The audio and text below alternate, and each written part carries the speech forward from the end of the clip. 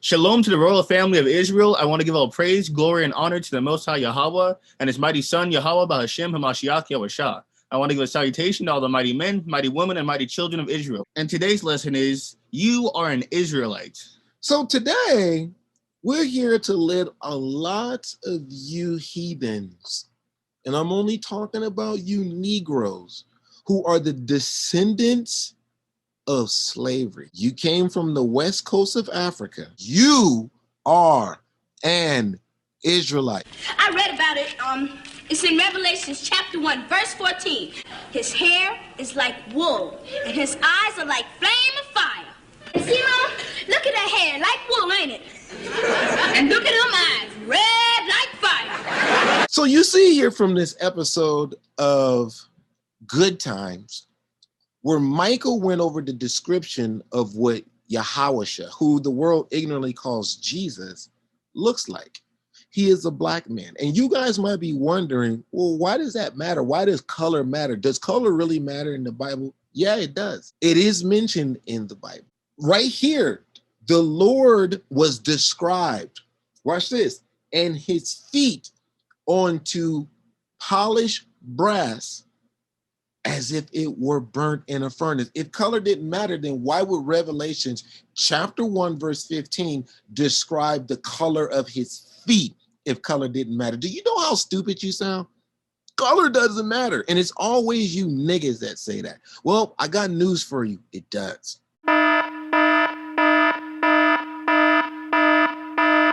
We're going to prove to you that you are an Israelite. You see, the children of Israel are you Negroes that are the descendants of Jacob.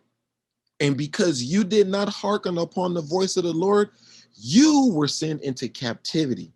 You were sent into slavery. And that's your forefathers that were sent into slavery. And we're going to get that in the book of Deuteronomy, chapter 28, verse 68. The book of Deuteronomy, chapter 28, verse 68. And the Lord shall bring thee into Egypt again with ships by the way whereof I spake unto thee. Thou shalt see it no more again. And there ye shall be sold unto your enemies for bondmen and bondwomen, and no man shall buy you.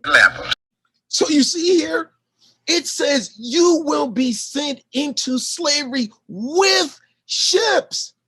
Now, folks, tell me, who else was sent into slavery with ships? Nobody was put into chattel slavery other than the descendants of Jacob. Now, see right here where it says, and the Lord shall bring thee into Egypt. Now, a lot of you ignorant niggas that get confused. Egypt. Egypt is synonymous with slavery. And when we first went to Egypt, we walked into Egypt. We did not go into Egypt with no ships. What ships? Where are we going to ships? To the Caribbean islands, to Europe, and right here to the Americas, where a large majority of Judah resides. But when it comes down to Egypt, Egypt is synonymous with slavery. And we're going to get that in the book of Exodus, chapter 20, verse 2. The book of Exodus, chapter 20, verse 2. I am the Lord thy God, which have brought thee out of the land of Egypt, out of the house of bondage. What the Lord is saying right here is that Egypt is synonymous with slavery, meaning the house of bondage is Egypt. Because we did not hearken upon the voice of the Lord, we were sent into captivity. You had two different types of captivities. You had the northern tribe, which consisted of originally the 10 tribes until the Levites came back to the southern tribe. Now, the southern tribe consists of Judah, Benjamin, and Levi, also known as the house of Judah. The other tribes are all the northern tribes because they went up north. They're Israel. They're considered Israel. As a matter of fact, let's talk about their captivity. As a matter of fact, let's get the account of the northern tribe in the book of 2nd Esdras, chapter 13. Read. The book of 2nd Esdras, chapter 13, verse 40. Those are the 10 tribes which were carried away prisoners out of their land in the time of Osea the king, whom Salmanazar, the king of Assyria, led away captive. And he carried them over the waters, and so came they into another land. But they took this counsel among themselves that they would leave the multitude of the heathen and go forth into the further country where never mankind dwelt, that they might there keep their statutes, which they never kept in their own land.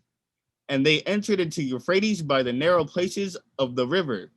For the Most High then shewed signs for them, and held still the flood, till they were passed over. For through that country there was a great way to go, namely of a year and a half, and the same region is called Arsareth. So that's the account of the northern tribe going into slavery. And then you heard about the southern tribe going into slavery. And guess what? Both of them by way of ships is when we were carried away into captivity. So right there is your first proof that you are an Israelite. Those monsters that are living in Israel right now, you know what Yahweh calls them? The synagogue of Satan. He even says that they're not Jews. As a matter of fact, we're going to get that in the book of Revelation, chapter 2, verse 9. The book of Revelation, chapter 2, verse 9. I know thy works and tribulation and poverty, but thou art rich. And I know the blasphemy of them which say they are Jews and are not, but are the synagogue of Satan. The synagogue of Satan. That's what the Lord, this is in the New Testament, by the way. I'm talking to you Negroes. The Lord called them the synagogue of Satan. He didn't call them the children of God.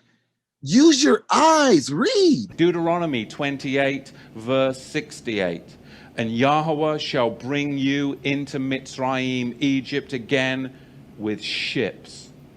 And the way of which I said to you, you shall see it no more again. And there you shall be sold to your enemies for slaves and female slaves, and no man shall buy you. And that is what happened to the regal class of the house of Judah.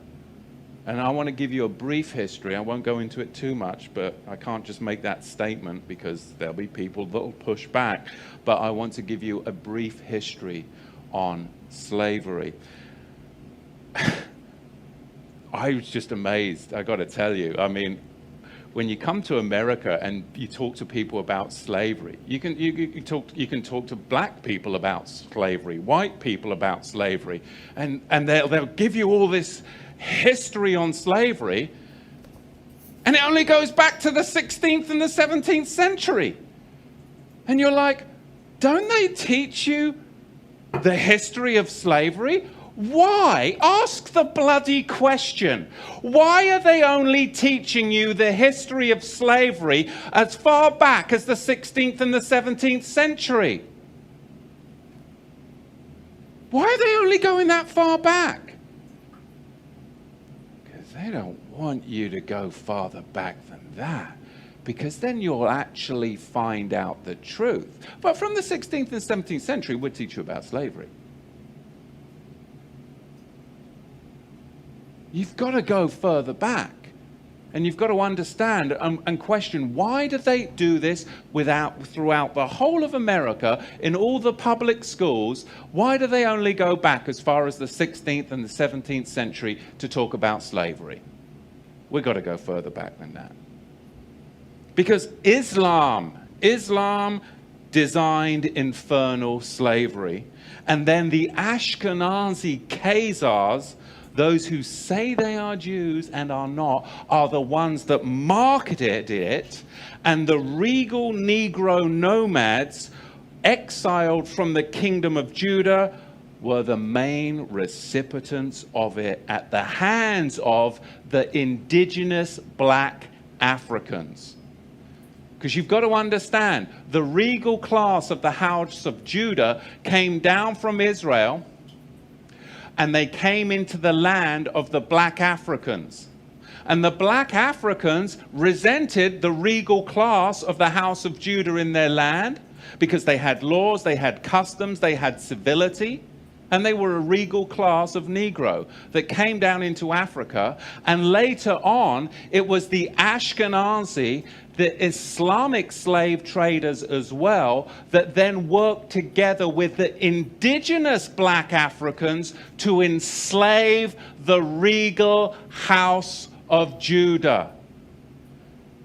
This is what we've got to understand, but you've got to go back before the 16th century to understand the roots of it. So we're going to see, as we dig into this, where this slavery came from, because it was really a system that was very, very well crafted. There was Islamic masters, and there were white Ashkenazi Khazar ship owners. There were the buyers and the sellers. And they're not going to fill you in on all of this, but really you've got a 4-tier system. Number one, you have the Negro nomads that were exiled from the kingdom of Judah. Number two, you had indigenous black African hunters that resented the regal Negro nomads that had come into their territory with their own customs, with their own laws that were different and would not assimilate into their tribal culture. They were their own tribe. They were the regal house of Judah.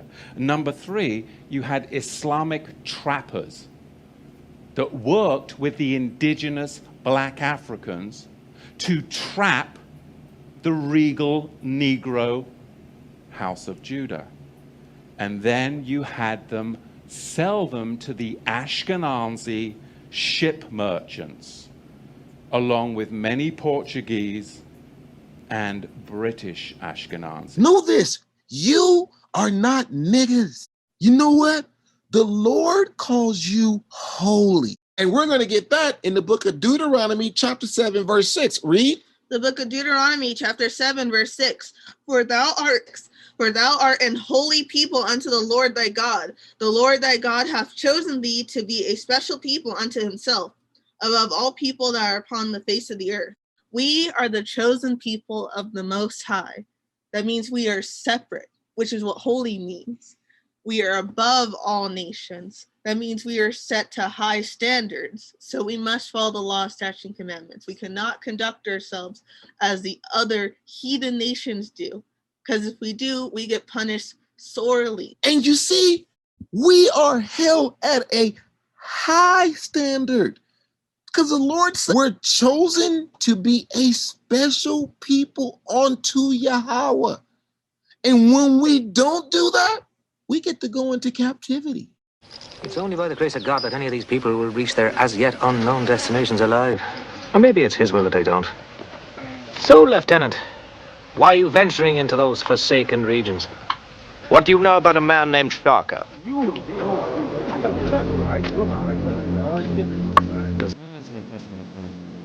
Masari tribe, Umuros, Miss, Bonus, Yunguanis, countless others, vanished in Southeast Africa.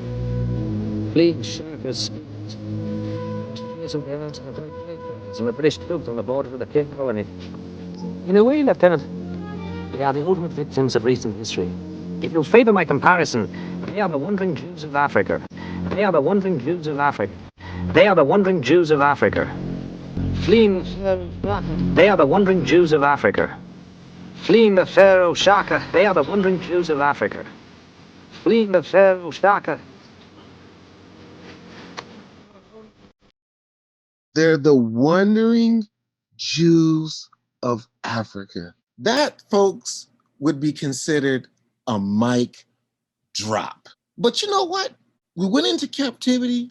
They taught us all of their evil, wicked ways. Who's they? Esau, the Edomites, Idumea, the inhabitants of Mount Seir, the marriage of the Horite, the white man. And he's the one that pushed his ideology. Celebrate Christmas, celebrate birthdays. God is white. Jesus, first of all, y'all gave him the name Jesus, is white. Let's learn about your Jesus. Pictures of Jesus Christ produced around Borgia's lifetime were based off Cesare Borgia. and claims in turn that Cesare has influenced the commonly held image of the Savior till this very day. The Borgias, though deep in corruption and crime, were patrons of the arts. They allowed the Renaissance artists to flourish financially, and the Borgias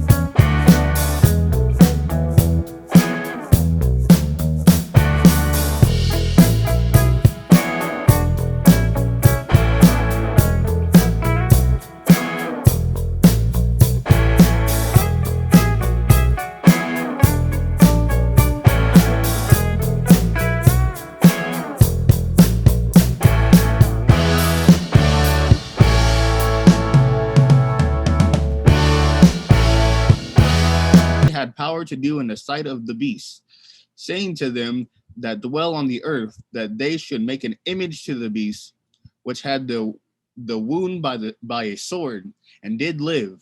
And what has the white man done?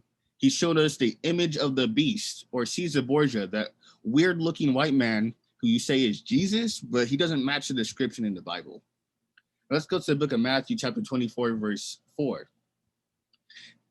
And Yahushua answered and said unto them, take heed that no man deceive you. For many shall come in my name, saying, I am Christ, and shall deceive many. Many have been deceived by the image of the beast known as Caesar Borgia, as you just saw before.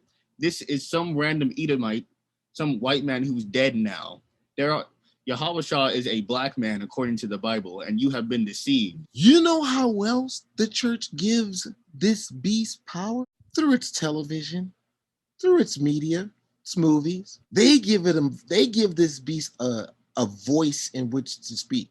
They give the miracles on that sorcery device called TV, the movies, the media. And you guys eat it up. So you'll say, not my Jesus. Okay, your Jesus was gay. And we're going to see that in this video. This is a painting of Cesare Borgia, the man who influenced all European paintings, sculptures and carvings of Yahushua. Many scholars believe the image of Yahushua has been manipulated, skewed, and outright fabricated throughout history. This article will address such an issue. Cesare Borgia was the son of Pope Alexander VI. In fact, he was the Pope's most loved and illegitimate son. Cesare was the favorite son, and by the age of 15, he had already become the Bishop of Pamplona. By his 18th birthday, he had become a cardinal. During this time, the Catholic Church was waging war on Islam, and Cesare was about to play a vital role in the history of the Church. At the time, the Muslims had successfully made their way to Germany and taken control of Turkey. This threatened the Church's stronghold over the empire. During the same period, the image of Yahushua was that of the Muslim, and the Church was having a hard time selling its ideologies in the region. Some say they devised a plan to correct this issue and used Cesare Borgia as its tool. Consequently, the Pope came up with a plan to have every painting of the original Messiah destroyed. Next, Alexander VI commissioned Leonardo da Vinci to reinvent Yahushua in the image of his own beloved son, Cesare Borgia. Between 1502 and 1503, he employed Leonardo da Vinci as a military architect and engineer, in which him and Leonardo da Vinci became intimate instantaneously. They were lovers. To express his love towards Cesare, Leonardo painted many pictures of him. Cesare's father Rodrigo Borgia, who later became Pope Alexander VI, under the authority of the Catholic Church elite, had his son picture put up as Yahushua Christ in the Western world. Cesare had sex with his own sister Lucrezia, and he killed his brother Giovanni in 1497, and this is the man whom the Catholic Church gave their consent to allowing his picture to be put up and portrayed as Yahushua Christ to deceive the whole world to think Christ was European. The original King James Bible of 1611 had the Apocrypha in it, but in 1928 under the Vatican They made an agreement to take 14 books out of the King James Holy Bible. Why, you might ask? Well, because thousands of years before they put this image up to be Christ, they found out that it was written of in the Wisdom of Solomon located in the Apocrypha, that they would do this and the reason for it. So knowing this was written of in the Wisdom of Solomon, the Roman Catholic Church took it out of the Bible. But just like was stated, Caesar Borgia is dead. And he didn't become holified until his father, Pope Alexander, had him painted by Leonardo da Vinci. It was Pope Alexander. As a matter of fact, we'll get that account in the book of Wisdom of Solomon, chapter 14, verse 15. Read. The book of Wisdom of Solomon, chapter 14, verse 15. For a father afflicted with untimely mourning when he hath made an image of his child, soon taken away, now honored him as a god, which was then a dead man, and delivered to those that were under him ceremonies and sacrifices. This is plain upon tables. The Pope Alexander, once Caesar Borgia had died, he commissioned pictures of him, and Leonardo da Vinci, his boyfriend, painted Caesar Borgia as Jesus. And the Christian and Catholic Church continued to use this image because, as you know, Leonardo da Vinci was painting in the Renaissance era, which was actually whitewashing era, where they whitewashed our history and took away everything. And you notice how this is in the Apocrypha during Greek captivity. This was prophesied way before these two were even born. And you see what's funny? Look at this man right here, Caesar Borgia. Does he look like the image that is described in the book of Revelations, chapter 1, verse 14? As a matter of fact, let's get that. The book of Revelation, chapter 1, verse 14. His head and his hairs were white like wool, as white as snow, and his eyes were as a flame of fire, and his feet like unto fine brass, as if they burned in a furnace, and his voice as the sound of many waters. So this man's hair is not of wool. This man right here doesn't look like his skin is burnt in a furnace. He don't look like that at all. He looks like an effeminate homosexual, a limp-wristed, soft vanilla ice cream that's melted on a hot summer day. That's who this nigga right here looks like. But you monsters, especially you black preachers, you teach this stuff. You teach that God is white. Okay, here's a problem. I'm going to tell you right now, if you want to know how come that's a problem, because the real Yahweh, he said, you have to obey my laws. You say you don't have to do it. To fall from grace is not to fall into sin. In fact, when you fall into sin, you fell into grace.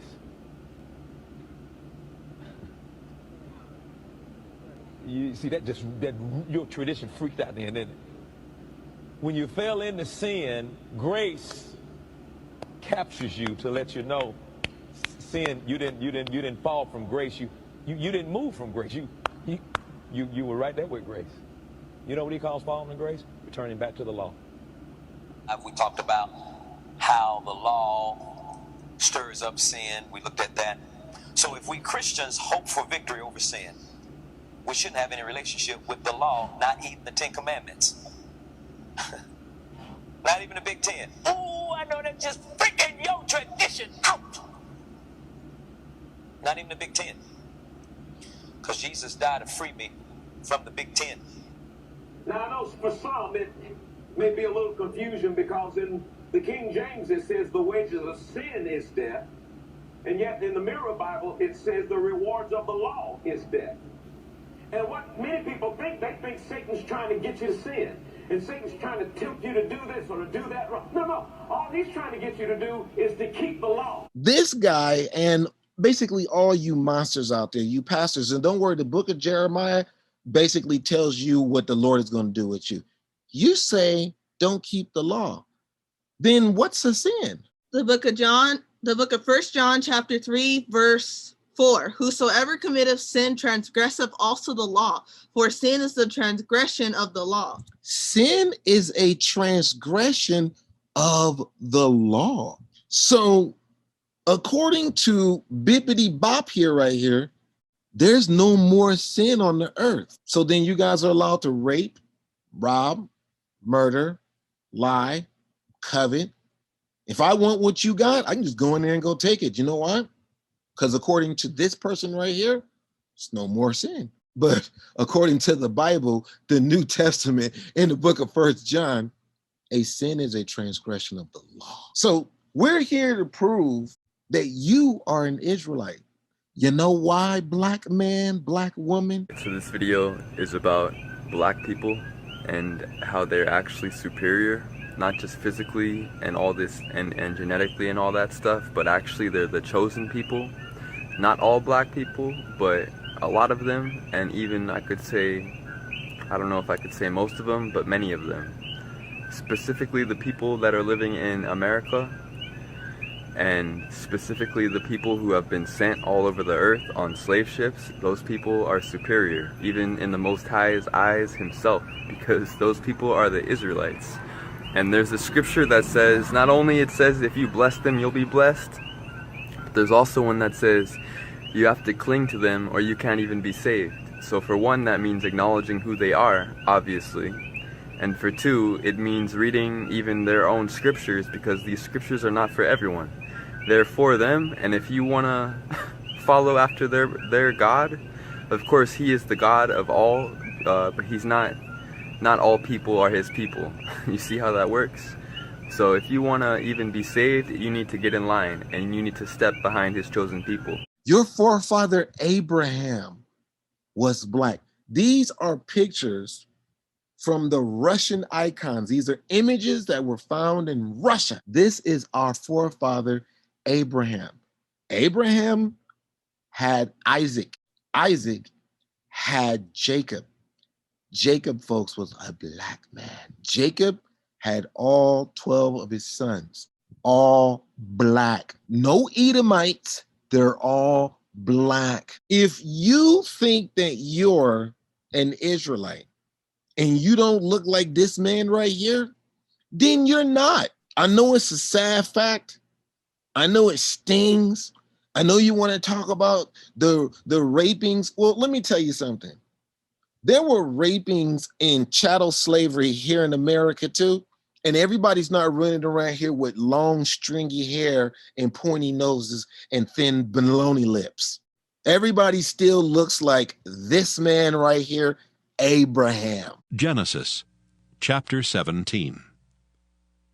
And when Abram was 90 years old and 9, the Lord appeared to Abram and said unto him, I am the Almighty God.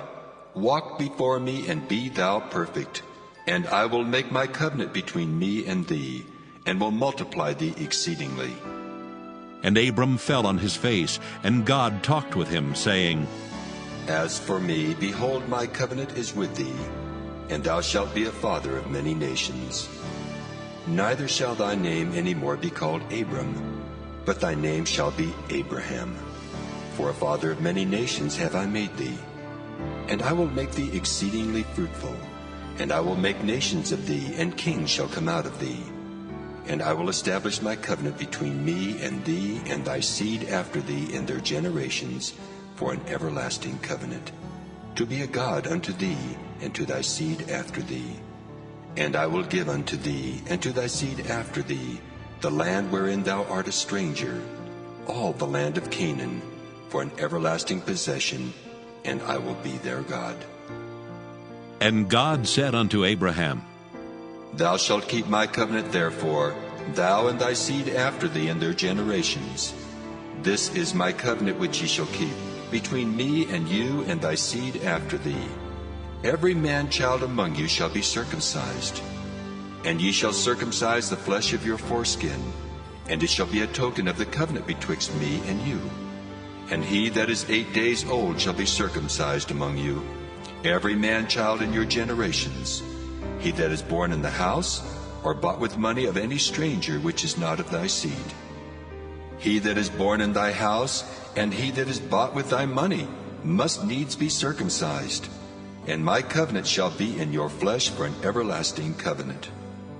And the uncircumcised man-child, whose flesh of his foreskin is not circumcised, that soul shall be cut off from his people. He hath broken my covenant. And God said unto Abraham, As for Sarai thy wife, thou shalt not call her name Sarai, but Sarah shall her name be. And I will bless her, and give thee a son also of her. Yea, I will bless her, and she shall be a mother of nations. Kings of people shall be of her. Then Abraham fell upon his face and laughed, and said in his heart, Shall a child be born unto him that is 100 years old? And shall Sarah that is 90 years old bear? And Abraham said unto God, Oh, that Ishmael might live before thee.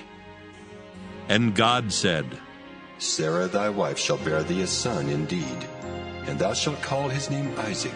And I will establish my covenant with him for an everlasting covenant, and with his seed after him. This is Moses. This is the man who led us out of Egypt by the power of Yahweh Bahashem Hamashiach Yahweh, through the grace and mercy of the Father. This is a black man. If you don't look like him, you an Edomite or something else. This is King David. Yahweh comes from the line of David. Why would Yahweh be a white, stringy-haired man when his earthly forefather looks like this? The Song of Solomon, chapter 1, verse 6. Look not upon me because I am black, because the sun hath looked upon me. My mother's children were angry with me. They made me the keeper of the vineyards, but mine own vineyard have I not kept. Solomon literally says right here, Solomon himself, I am black because the sun have looked upon me. What happens when a white person gets in the sun? They don't turn black, they just get skin cancer. So you see, this is the son of David. He's black, folks. I know that stings for a lot of you people. I know it does, but it's true. And where it gets interesting is, in America, there was a slave trade. And a lot of the slaves, a very high percentage of them, came from Western Nigerian ports. And in America today, you see a very large movement of African Americans who say that they're the real chosen people, that they're the children of Israel, they're the Judeans. You know, so what are they just trying to create an identity for themselves because they were slaves, or is there really something here? And the answer is, most likely there is something there. And most likely, maybe that they were the original Israelites, and maybe that the Jewish people today who are white, Caucasian people came in a little bit later on. I know this right here stings. This is a younger picture of Christ, probably in his 30s. You know, he was 33 years old when he got crucified. This is him with his mother Mary and him as a child. These are images of Christ. Why in the world would they paint the Lord black? These are images found in Russia. Why would they paint him that way? I got a precept. Go for it. The book of Lamentations, chapter 5, verse 10. Our skin was black like an oven because of the terrible famine. Now I know all of you know about the Holocaust because they dedicate so much of their public education to this event. And the Amalek that were in the concentration camps starved. They were starving. Did in any of the pictures, did their skin look black because they were starving? So as you can see in the images, they don't look black at all. They just look like skinny Edomites. As a matter of fact, it looks like they got whiter. Yeah, it does look like they got. We're going to be reviewing the Negroes and the Jews. Read. Negroes' claims to be Jewish is legitimate. The land of Israel is located in Western Asia and borders on North Africa. All of the native inhabitants of that region were non-white. When Spain expelled its Jews in 1492, many of them went to Africa. It seems probable that some of them were brought later to America as slaves. The spirituals never sing of African rivers. It's always the Jordan or the Red Sea. They don't sing about African chiefs or kings. It's David or Moses or some other Jewish characters from the Bible. So you see, they said that the Jews were brought here to America as slaves, as described in Deuteronomy chapter 28, verse 68. Now let's take a look at a map of Africa where the Jews were. That's where we were sent to. Here we have Somaliland. This is the Horn of Africa. There you see Abyssinia, which is now known as Ethiopia. This right here is in the heart of Africa. There were two ways that we made it to Africa. The first one was during the destruction of Jerusalem, and we fled and ran into the hills of Africa. And the second one was when we were banished there from Portugal. They kicked us out of Spain into Portugal, and then from Portugal to the west coast of Africa, where all the Israelites were. Here we see Tebeban Jews. Here you have the Luanda Jews. We have the Muvambo Jews. You have the San Tome Jews. We were kicked out of Portugal and sent to the island of San Tome, which was a Portuguese penal colony for all those Jews that didn't want to convert to Christianity. You have the Levite cities. You have Ben Ephraim, the son of Ephraim. This is where the Israelites were, here in Africa. You see, Nigeria, we were sent there, folks. We're not from Africa, we're from Jerusalem. But we will be inheriting the land of Canaan. You see the Dahomey Jews. You see the Ashanti Jews. You see Timbuktu over here, right here in the middle of Africa.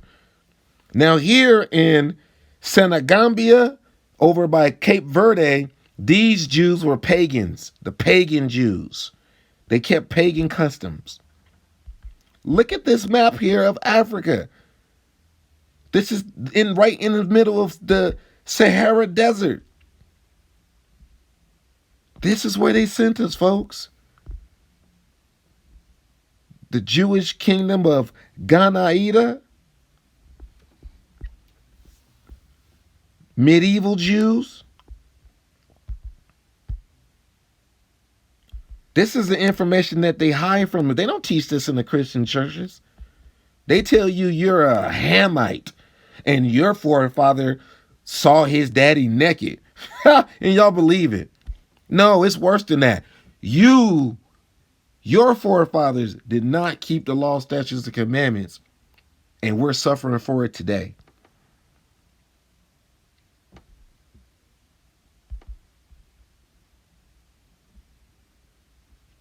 Look at where all these Jews are, these Jewish colonies, these Jewish settlements, right here in Africa. This is where they took us from and brought us here to America and over in the Caribbean islands.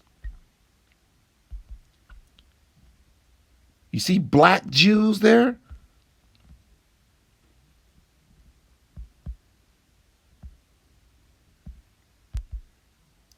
Black Jews, in case you can't see it.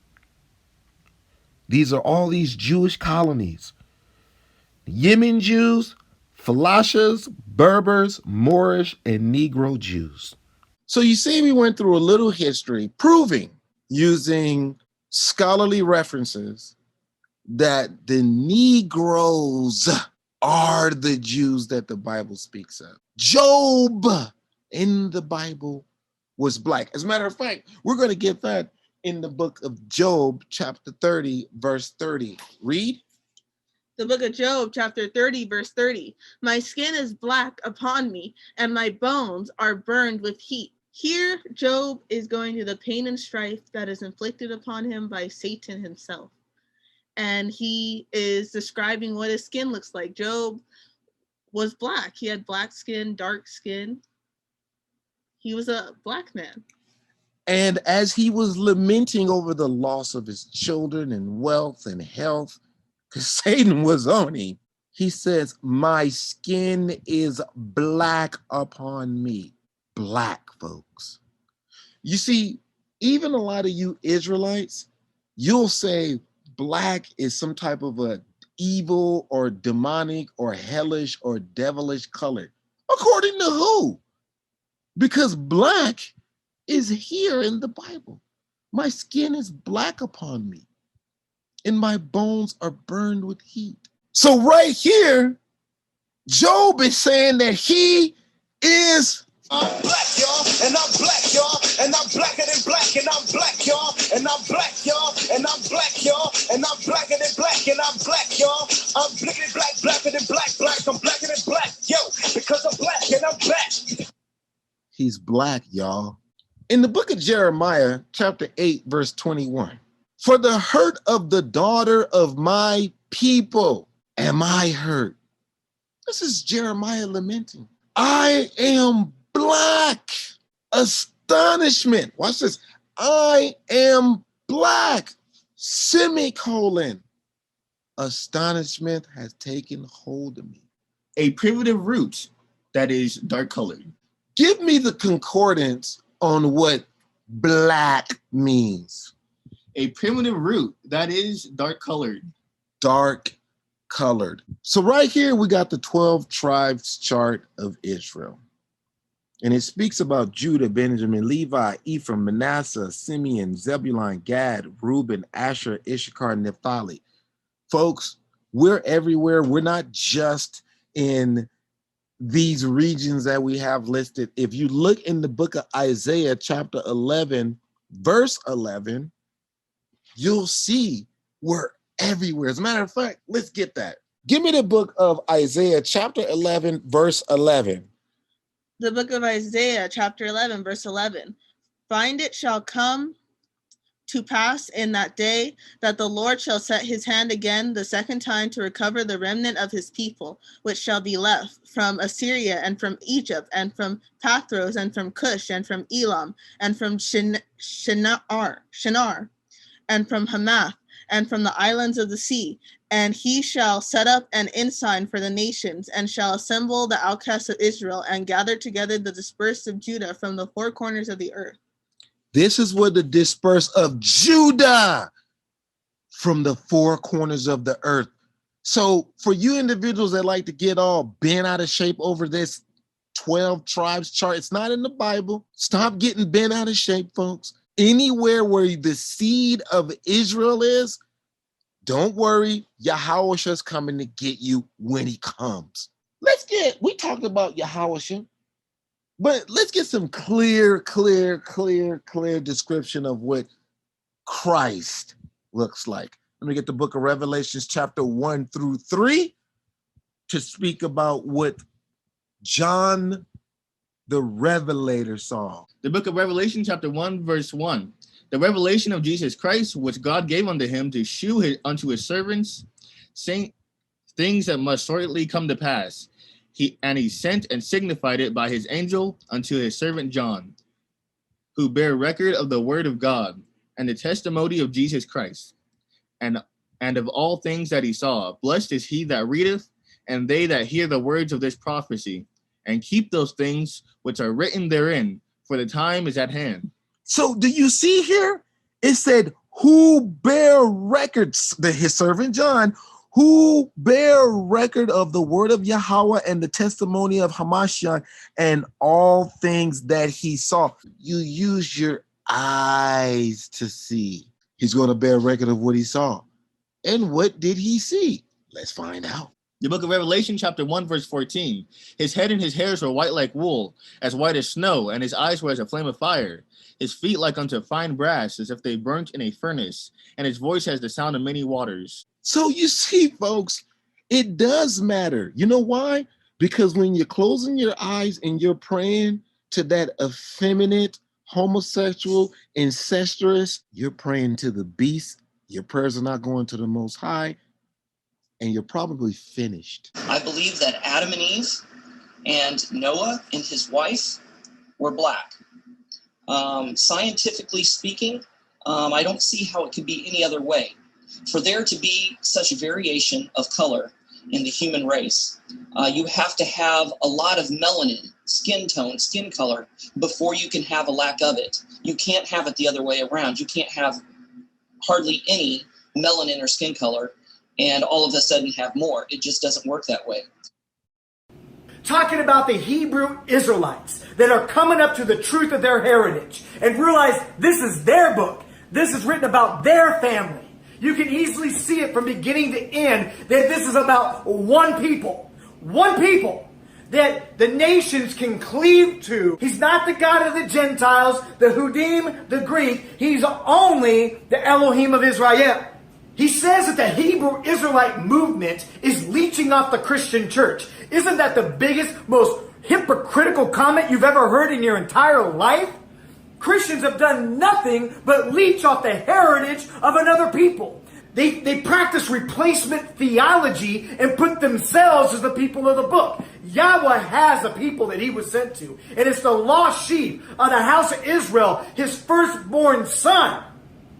That's who Yeshua was sent to. I am not sorry to tell you that Abraham, the father of the faith, was not a Christian. He was a Hebrew. I am in no way apologetic to tell you that his son Isaac also was a Hebrew. And I am no way going to tiptoe around the fact that Jacob was a Hebrew whose name was changed to Israel as one that struggles with Yah and overcomes, who gave birth through polygynous marriage to the 12 tribes of the house of Israel. If you're not really convinced about Yahweh, well, let's see what his father, the Most High, looks like. Give me that book of Daniel chapter 7, verse 9. Read. The book of Daniel chapter 7, verse 9. I beheld till the thrones were cast down, and the Ancient of Days did sit, whose garment was as white as snow, and the hair of his head like the pure wool. His throne was like the fiery flame, and his wheels as burning fire. Hamashiach actually has a similar description to his father. They both have hair like wool. And who has woolly hair? It's only the Israelites, dark-skinned people. We have woolly hair, the melanin in our hair. Our hair grows up to the sky. It doesn't fall down dead. So you see, only black people have woolly hair. If you don't have it, and I'm talking to you, Esau, that's inside these Israelite camps, I don't care if you're reading the Bible with your dead stringy hair. Your father, according to Yahweh, you're what is known as a tare. We're the wheat, you're the tare, because Esau came in and polluted your mama. That's what he did to your mama. The devil came in and got your mama. You are the devil. Sorry. Yahweh and Yahweh look exactly the same. And we're going to get that in the book of John chapter 14, verse 9. Read. The book of John chapter 14, verse 9. Yahweh said unto him, Have I been so long time with you, and yet hast thou not known me, Philip? He that hath seen me hath seen the Father. And how sayest thou then, Shew us the Father? Yahweh is saying that he looks exactly like his father. However, he is not saying that he is his father, because that is just not how it goes. He's completely separate. He is the son. And understand, if you don't look like our forefather Abraham, if you don't look like Isaac, and look, here's an image of Jacob. If you don't look like Jacob, you're not the seed of Jacob. You got fanned out. I'm sorry.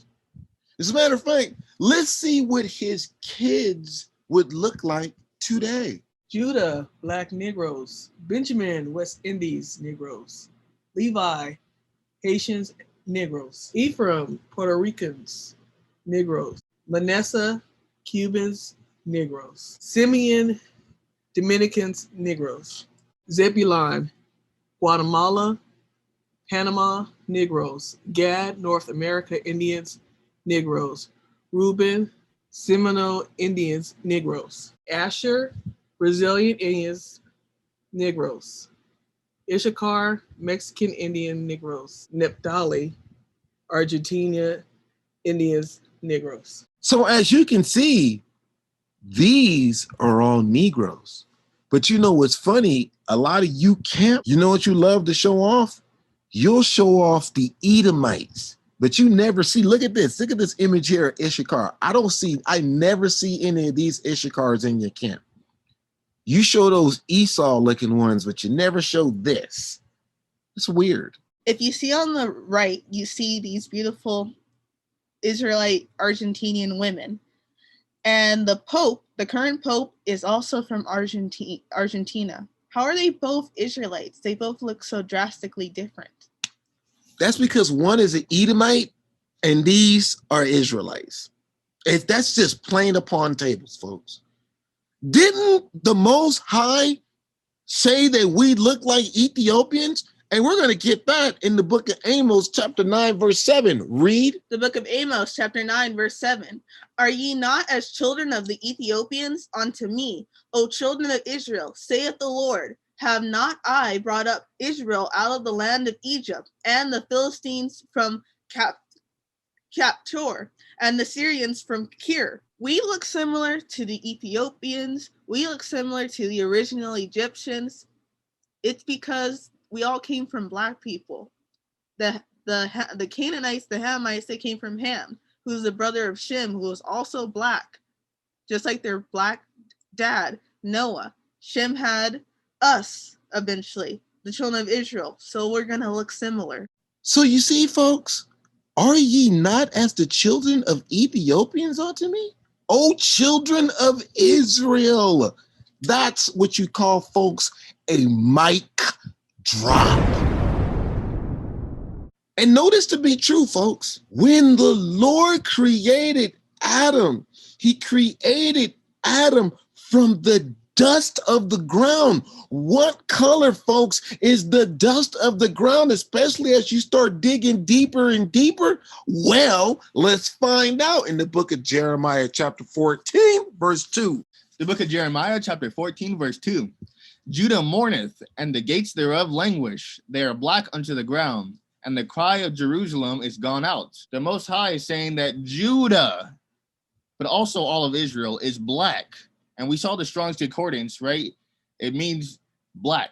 The Most High is saying that his children are black unto the ground. Remember how he made Adam out of the dirt of the ground? The ground is varying shades of brown, all the way down to nearly black. That's what we look like.